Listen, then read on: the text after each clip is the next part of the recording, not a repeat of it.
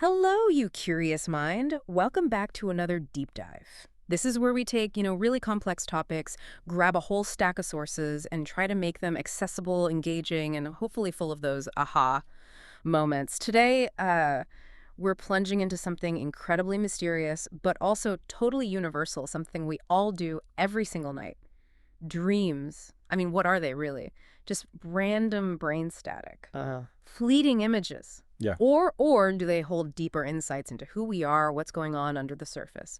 So our mission today is to go on this journey, looking at history, psychology, neuroscience, basically unpacking the science and the interpretation of dreams. We want to give you a shortcut, a really comprehensive one, to understanding your own nightly adventures. And it's just captivating, isn't it, how humans have always been fascinated by dreams. Always. From, ancient priests trying to figure out the future to modern neuroscientists mapping brainwaves. Yeah. We've constantly tried to decode these, well, often bizarre, sometimes beautiful stories that play out while we sleep. And this deep dive, it draws on a really diverse set of sources, so we should get a pretty complete picture. Okay, let's get into it then. Let's unpack this. Our sources, they pretty consistently say dreams are universal, everyone does it, and they happen mostly during REM sleep, right? That rapid eye movement stage. Exactly. That's when our brain activity just buzzes. It's Yep. almost like we're awake in terms of activity levels. Wow. And it's during REM that our minds create these often vivid, really emotional, and sometimes, let's be honest, downright weird narratives. Totally weird sometimes. Yeah. So if everyone dreams, what are they actually made of? Like, what's the raw material? Well, if we look at the bigger picture, modern content analysis, and several sources point this out, shows something remarkable. There's actually a lot of continuity between our waking lives and our dreaming selves. Continuity? How so? Well, dreams aren't just random noise. They're more like this complex tapestry, right? Woven from our personal experiences, stuff that happened today, people we know, feelings we had. Okay, day-to-day stuff. Yeah. But it also blends in subconscious thoughts. Mm-hmm. Those fears we push down, desires we don't acknowledge, maybe conflicts we haven't resolved. Ah, the deeper stuff. Right. And these often show up through symbols, like metaphors for our inner state. What's really interesting is how stable dream content can be for adults over time. Really? Yeah, and many dream features are shared across cultures, too. It suggests dreams often act as a pretty faithful replica of our waking concerns, even if it's a bit distorted sometimes. Like a funhouse mirror version of our lives. Kind of. And this continuity, it raises that key question.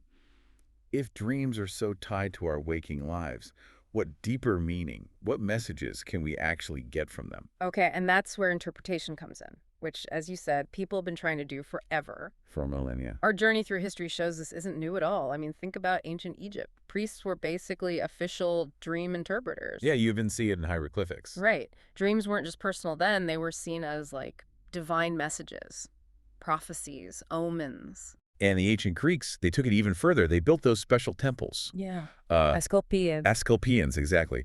They believed dreams could bring divine cures, actual insights from the gods. It wasn't just about divine stuff, though, was it? There were people trying to be more systematic. Oh, absolutely.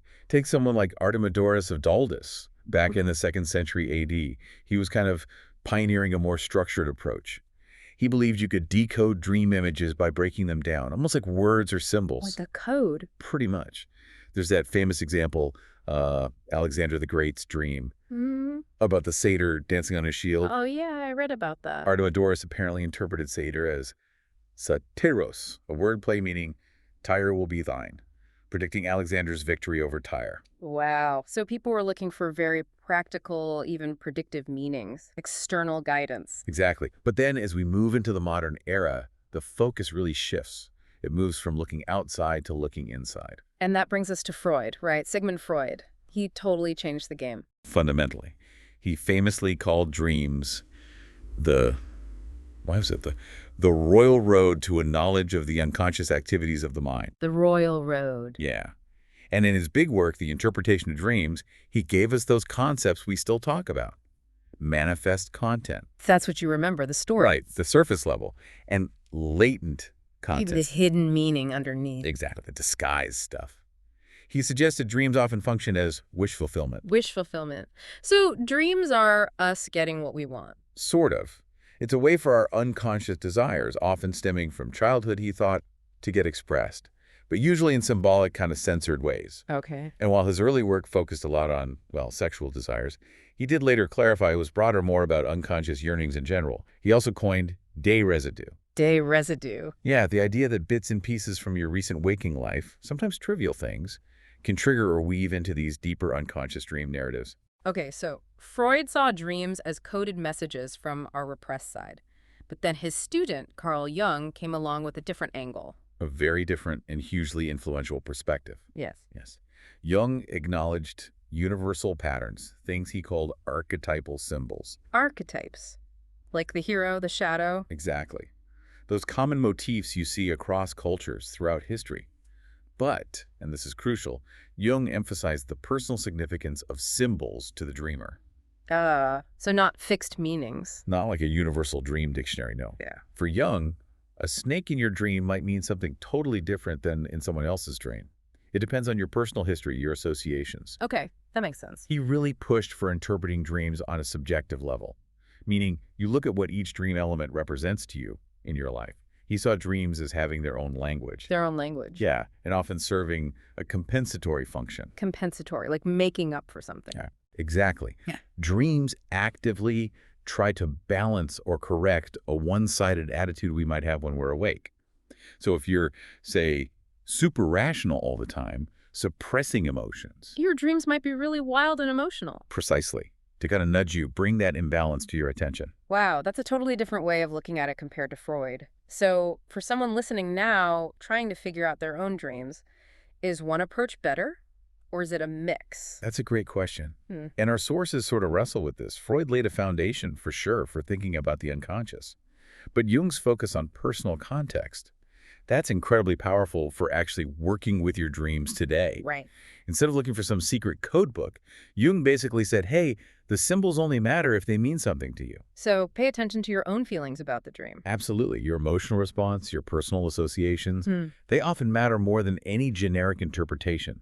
Many modern therapists actually integrate ideas from both, recognizing deeper psychological stuff, but always prioritizing the dreamer's unique experience. Okay. So moving forward again, what about today? With all our brain scans and neuroscience, science hasn't just stopped with Freud and Jung, right? Not at all. The scientific lens gives us another equally fascinating angle. Take, for example, Antti Revonsuo's threat simulation theory. Threat simulation sounds intense. It kind of is. The idea is that dreams evolved as a survival mechanism, like a nightly training simulation. A simulation. Yeah, our brain simulates threatening situations, being chased, falling, failing, allowing us to practice problem solving, emotional responses, escape tactics, all in a safe virtual space. So if I dream I'm being chased by a giant squirrel, my brain's running a drill. Kind of. It might be honing those ancient fight-or-flight circuits, testing out reactions to danger. It's a very different take than, say, interpreting the squirrel purely symbolically. That makes a weird kind of sense. What other theories are out there? Well, there are neurocognitive theories from researchers like Folks and Domhoff. They basically say dreams happen when the brain is active but cut off from the outside world. Like it's talking to itself. Pretty much. Your internal systems are active, drawing on memory, on schemas, trying to build a world simulation from internal signals. It emphasizes dreaming as a thought process built from waking life elements. And what about the AIM model? I've heard that mentioned. Right. Hobson's AIM model, it's a big one. It suggests dreams are shaped by three things. A, I, M, activation levels in the brain. How switched on things are. Exactly. Input what signals the brain is getting, mostly internal, from memory and sensory systems. And modulators, the neurochemicals. Brain chemistry. Yes. Chemicals like serotonin, dopamine, acetylcholine. Their levels shift dramatically in REM sleep. And that chemical cocktail really shapes the feel of the dream, why it's often vivid, bizarre, maybe illogical. It's a more biological, chemical explanation. That covers a lot of ground, but what about that really common thing? Why are dreams so hard to remember? I swear I have these epic sagas, and then I wake up and poof, gone. Ugh. Dream amnesia. It's super common. Yeah, frustrating. The sources offer a few ideas. Freud thought it was active repression, the mind deliberately forgetting upsetting stuff. Okay, the censor again. But modern theories often point to state changes in the brain. The specific neurochemistry during REM sleep, especially with certain chemicals low in memory areas, just isn't great for locking down memories like when we're awake. So the brain isn't really set up to record them properly. That's one idea. Or it could just be a lack of narrative context when we wake up. Dreams are often fluid, non-linear, hard to file away neatly without a clear story structure. like remembering scattered scenes from a movie you didn't really follow. That resonates. Okay, so given all this complexity, simulations, brain chemistry, hidden meanings, how do dreams actually reflect our mental state? Can they clue us into our own well-being? Absolutely. This is where it gets really practical. Dreams can be powerful mirrors to your mental state. Our sources show, for instance, that times of high stress or anxiety often bring dreams of being chased, failing tests, losing control. The classic. Right. And they're not random. It's your mind processing those waking stresses. Or think about emotional dreams about an ex-partner. It might not mean you want them back. It Oh. could actually be a sign of healthy emotional processing, helping you work through the breakup and move on. Some studies found people who weren't depressed after a divorce actually had more emotional dreams about their ex.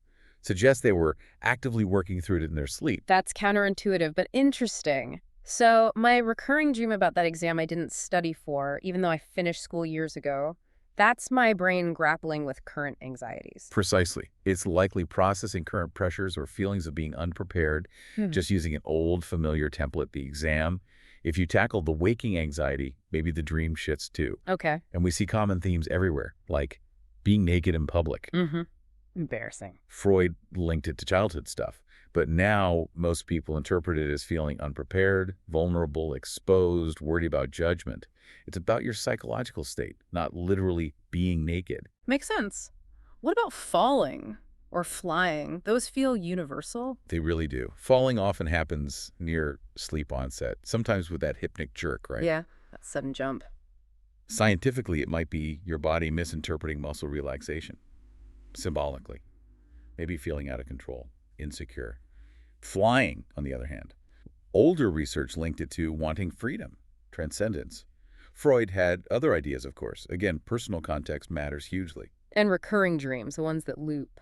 Yeah, negative recurring dreams are strongly linked to ongoing stress or unresolved issues. Your mind is kind of stuck on a problem. Like a scratched record. Exactly. Yeah. But what's hopeful is that resolving the underlying issue in waking life often stops the dream, and that resolution is tied to better well-being. Some even see it as another form of threat simulation practicing until you find a solution. That's really insightful. Okay, so with all this amazing complex stuff going on nightly, how can you, listening now, actually use this?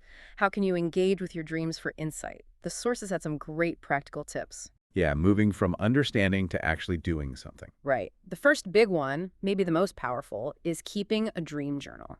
Simple, but effective. Totally. Just writing down your dreams right after you wake up. In a notebook, an app, whatever. Get down the details, feelings, people, places. The act itself strengthens recall over time. It really does train your brain to pay attention. And you can even use the journal to set intentions before sleep, like ask for guidance on a problem or try to become aware you're dreaming, which leads to lucid dreaming. And building on that journaling habit, it's also really important to consider your biases when you try to interpret things. Good point. How so? Well, we can easily just see what we want to see, right? Confirmation bias. Your beliefs, your mood, they all color how you interpret a dream. So when you reflect, consciously ask yourself, am I just looking for stuff that confirms what I already think? Or am I open to what the dream might actually be saying? So challenge your own interpretation a bit. Exactly. Remember Jung's idea of compensation? Maybe the dream is offering a perspective you don't normally hold. Okay, wise advice. Now let's go back to lucid dreaming. You mentioned it as a goal. What are the actual benefits and how do people even start? Right, lucid dreaming, being aware you're dreaming while dreaming is fascinating. The benefits. Research points to boosting creativity, enhancing physical performance through mental rehearsal. Like athletes visualizing. Kind of, yeah, but in the dream state. Yeah. And critically, it could be a powerful tool for dealing with nightmares, turning scary dreams into something controllable, even positive. It can really lead to a more mindful, empowered feeling day to day. Sounds amazing. How do you trigger it? Is it hard? There are techniques. A common category is reality checks. These are little habits you build during the day. Like what? Simple things, like really trying to push your finger through your other palm, or jumping to see if you float, or pinching your nose and trying to breathe through it. And you do this when you're awake. Yes, repeatedly. The goal is to build a habit of questioning reality. Then hopefully that habit kicks in while you're dreaming. You try the reality check, it fails in a dreamlike way, your finger goes to your hand, and boom, you realize you're dreaming. Ah, you train your mind to spot the inconsistencies. Exactly. It takes practice, but it's a well-established method. Okay. But what if dreams aren't just interesting or lucid, but actually distressing? When should someone think about getting professional help? That's a really crucial question. While exploring dreams is great, if you're having recurring nightmares or dreams that are so disturbing or vivid that they genuinely mess with your well-being. Like affecting your sleep or your mood during the day? Exactly. If they impact your sleep quality, your mood, how you function day to day, then it's absolutely time to talk to someone, a professional. What could it mean? These kinds of persistent negative dreams can sometimes signal underlying issues. Things like anxiety disorders, depression, PTSD, even certain sleep disorders. A doctor, a therapist, a sleep specialist, they can help diagnose, explore the roots, and offer actual treatment strategies. Think of dreams as a kind of barometer for your inner state. And sometimes that barometer signals a storm brewing that needs attention. Precisely. Don't ignore persistent distress signals from your dreams. Wow. Okay, so from pharaohs interpreting divine messages to modern neuroscience mapping brain activation, we've really covered a huge landscape today. The world of dreams. And it seems clear they're not just random noise, they're deeply connected to our waking minds, our mental health, our hidden desires. So whether you decide to keep that dream journal, mull over recurring themes, or maybe even try those reality checks for lucid dreaming, there's clearly this whole universe of self-discovery waiting for you every night. And as we wrap up, here's something to maybe chew on. Consider this. That profound disconnection from the outside world when we dream, it allows for these incredibly rich internal worlds. It's still a major puzzle for neuroscience. Right, how the brain just generates it all. Exactly. And many see dreams as perhaps the most potent form of imagination we have. So what if? What if by paying more attention to that imaginative space, learning its language, engaging with it, you could unlock new levels of understanding about your own mind, your own consciousness? Bridging the gap between your sleeping self and your waking self. Yeah, maybe leading to more self-awareness, maybe even more creativity. We really hope this deep dive inspires you to view your dreams not just as these fleeting phantoms, but as a dynamic, rich resource for insight into yourself. Fantastic. Until next time, keep dreaming, keep exploring, and keep diving deep.